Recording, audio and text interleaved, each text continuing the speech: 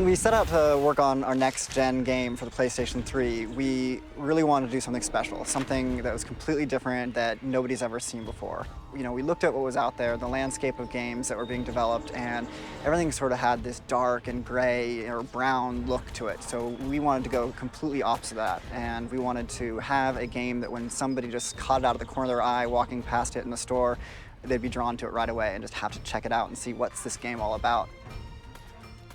I think one of the key of Uncharted that's gonna really stand out is the fact that everything looks real, and the player is gonna be immersed completely into that game because you can believe that you are in that jungle. You're gonna see plants moving. You're gonna see real-time lights like the sun and the refraction for the world, like all these things, all these details that you see every day. We were able to produce all of that.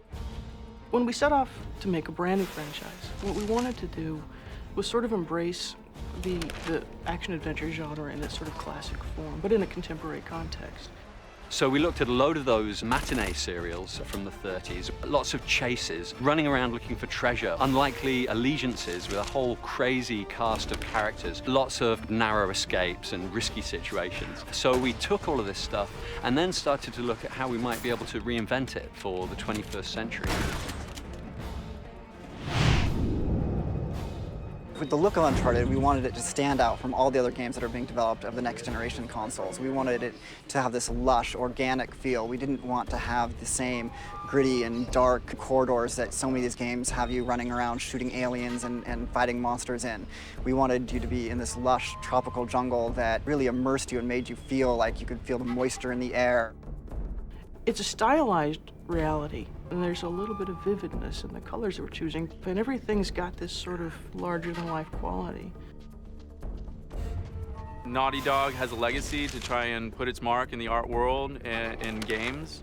So shapes and color both have a lot to do with the readability of an environment, leading the player into an environment, and how you're supposed to feel inside of that environment. So with the power of the PlayStation 3, we really felt like we could create environments that were believable and authentic. So we did a lot of research and tons of photo reference, but we also tried to put a twist on it and give it our own style. So our concept artists would take these photos and embellish them and really set the direction for the overall look of Uncharted.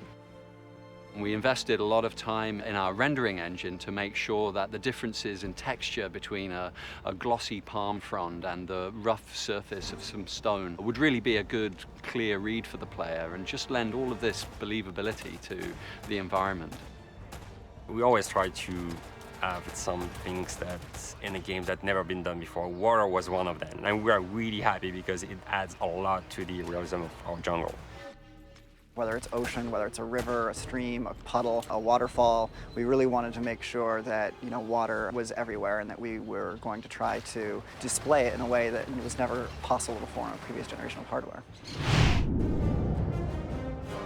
So we wanted the story in Uncharted to have historical relevance. So we decided to focus on a historical figure that, you know, everybody knew from their 4th grade social study class, you know, Sir Francis Drake. He was out there basically robbing the ships that were coming back to Spain with all this gold from the New World. And we wanted to explore the areas that were kind of foggy in the history books where, you know, maybe not all the details were clear. And then what we did is we ran with it and explored the what if. What if Sir Francis Drake did have children?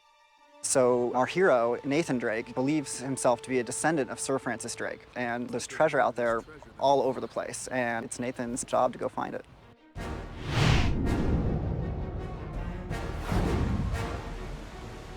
So the gameplay in Uncharted is unique. We really wanted to bring together elements that were in other games, but combine them in a way that you've never seen in a single game before. So we have 3 pillars of gameplay. We have our traversal or platforming mechanics that, you know, we've explored heavily in our past games in Crash Bandicoot and Jak and Daxter. But we wanted to combine that with some really fast action over-the-top gunplay and then mix it in with the hand-to-hand melee combat as well. A combination of mechanics and interactions that, you know, you really haven't seen put together in the same way ever before. My main focus on making Uncharted was gameplay, was how does the game feel? How does the game interact with the player? How does the world interact with the player? How enjoyable is the game? What's the fun factor on the game? And if it isn't fun, we try again. We come up with something new and and do it again. We iterated hundreds of times on almost every major mechanic in the game.